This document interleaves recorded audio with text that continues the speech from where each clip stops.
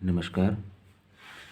आज से आईसीएसई के पद्य, जिसे हम काव्य के नाम से भी जानते हैं, के सभी पाठ का मैं हिंदी अनुवाद, जिसे हम कहते हैं एक्सप्लेनेशन, शुरू कर रहा हूँ। तो आज की श्रृंखला में पहला पाठ जो साखी है, जिसके रचनाकार कबीर दास हैं, उनकी साखियों का अनुवाद हम समझेंगे। तो पहली साखी है, गुरु गोविंद दो खड़े काके लागू पाए। गुरु अर्थात गुरु, जो हमें जीवन में रास्ता दिखाने का काम करते हैं। गोविंद अर्थात ईश्वर। तो कबीरदास के सामने एक बार समस्या उत्पन्न हुई, यदि हमारे सामने गुरु और गोविंद अर्थात भगवान दोनों सामने हो, दो माने दोनों, खड़े माने हमारे सामने खड़े हो, काके अर्थात किसके, लागू पाएँ यदि उनका आशीर्वाद लेना हो या पैर छूने हो, चरण स्पर्श करना हो, तो यदि हमारे सामने गुरु और गोविंद दोनों सामने आ जाएं, तो सबसे पहले हमें किसको प्रणाम करना चाहिए, किसका अभिवादन करना चाहिए। फिर बहुत देर चिंतन मनन सोचने विचारने के बाद कबीर ने यह स्वयं से प्रश्न किया और उसका उत्तर पाया कि बलिहारी गुरु आपनो। बलिहारी अर्थात बलिहार हो जाना या बलिदान देना। अब बलिदान देना नहीं अर्थात हम धन्यवाद के रूप में से लेंगे।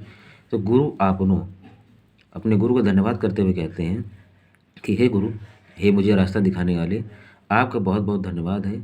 जिन गोविंद दियो बताए, जिन्होंने ये बताया कि ईश्वर तक पहुंचने का रास्ता कहाँ कैसे मिलेगा।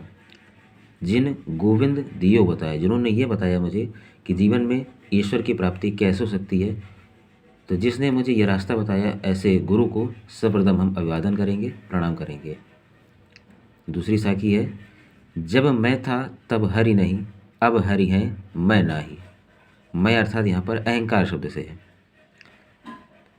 तो कबीरदास जी कहते हैं, जब तक व्यक्ति के मन में अहंकार रहता है, जब तक व्यक्ति के मन में अहंकार की भावना रहेगी, तब हरि नहीं, तब तक आपको हरि अर्थात भगवान के दर्शन या प्राप्ति नहीं हो सकते। क्योंकि मन में यदि कोई दुर्भावना रहेगी, दुर्गुण रहेगा, तब तक ईश्वर की सरल तरीके से प्राप्ति नहीं हो सकती। अब हरि है मैं नाही। और जब हमारे मन में अंतःकरण की शुद्धि हो गई, हमें ज्ञान प्राप्त हुआ, तो उसके बाद जब हमारे मन में ईश्वर का वास हुआ, हमें ईश्वर की प्राप्ति हुई, अब हरि है मैं नाही। तो जब भगवान की प्राप्ति हो गई, भगवान से रास्ता हमें मिल गया, तो मैं अर्थात अहंकार भी हमारे मन में नहीं रहा। प्रेम गली अति साकरी। प्रेम गली अर्थात ईश्वर को पाने का तरीका, ईश्वर का भजन करने का तरीका। अति साकरी, सकरा होता है, पतला होता है, अर्थात जो मन में दो रास्ते हैं, उन जो रास्ता है उसमें दो चीज़ें एक साथ नहीं रह सकती। कौन कौन सी?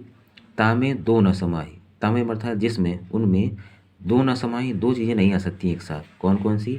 अहंकार और ईश्वर। या तो पहले अहंकार को मिटाएं, तब ईश्वर का भजन करें या प्राप्ति करने का प्रयास करें। तो कहने मतलब ये है कि व्यक्ति के जीवन में दो चीज़ें एक साथ नहीं आ सकती, या तो आप अहंकार का चयन करें या ईश्वर का। तीसरी साखी है, काकर पाथर जोड़ के मस्जिद लई बनाए।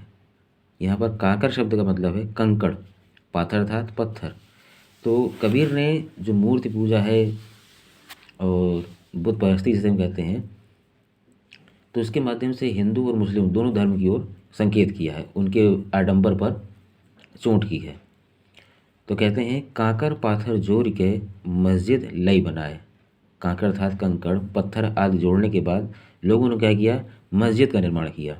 फिर उसके बाद ता चढ़े मुल्ला बांग दे। मुल्ला अर्थात जो सुबह सुबह अजान वगैरह करते हैं, तो ता चढ़ी, उस पर चढ़ के या उस पर मस्जिद के अंदर बैठकर बांग दे अर्थात जोर जोर से आवाज़ देते हैं, ईश्वर को बुलाते हैं, खुदा को बुलाते हैं। तो कबीरदास जी प्रश्न करते हैं, क्या बहरा हुआ खुदा है? क्या आप इतनी तेज तेज आवाज़ देकर अजान करके जिस माध्यम से भी आप ईश्वर पुकारते हैं, तो इसका अर्थ ये माना जाए कि आपके ईश्वर बहरे हैं या आपके ईश्वर को सुनाई नहीं देता है? तो कबीर के कहने का मतलब ये है कि यदि ईश्वर को दिल की आवाज़ से पुकारा जाए, शांत मन से अगर उनकी आराधना की जाए, तो भी ईश्वर की प्राप्ति हो सकती है। चौथी साखी देखेंगे, पाहन पूजे हरि मिले तो मैं पूजूं पहाड़। इसके बाद जब उन्होंने हिंदुओं की भी जो मूर्ति पूजा है उस पर भी प्रश्न उठाया कि पाहन अर्थात पत्थर, पूजे अर्थात पूजने से, हरि अर्थात ईश्वर, मिले अर्थात मिलने।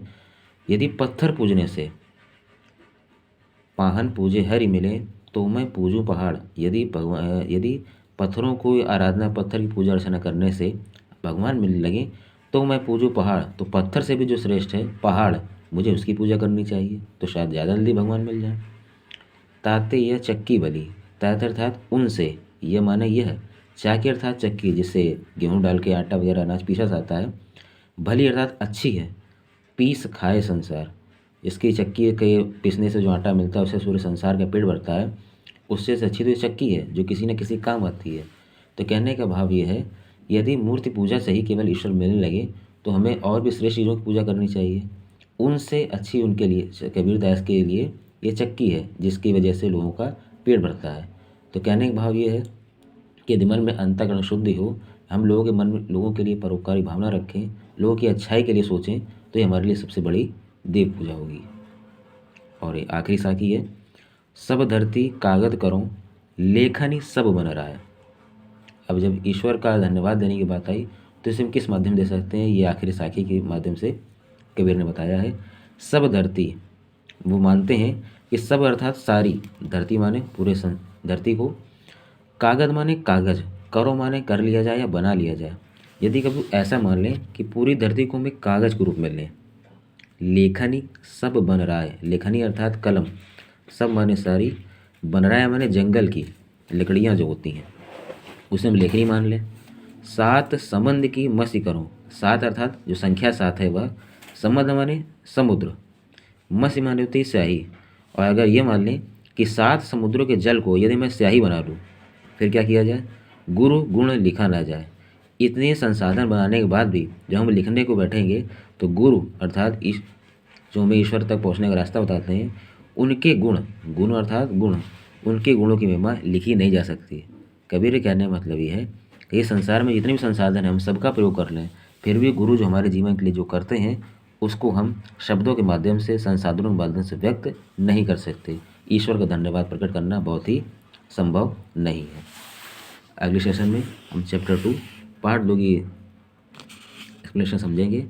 यदि कोई समस्या हो, डाउट हो तो आप कमेंट बॉक्स में जाकर बता सकते हैं। धन्यवाद।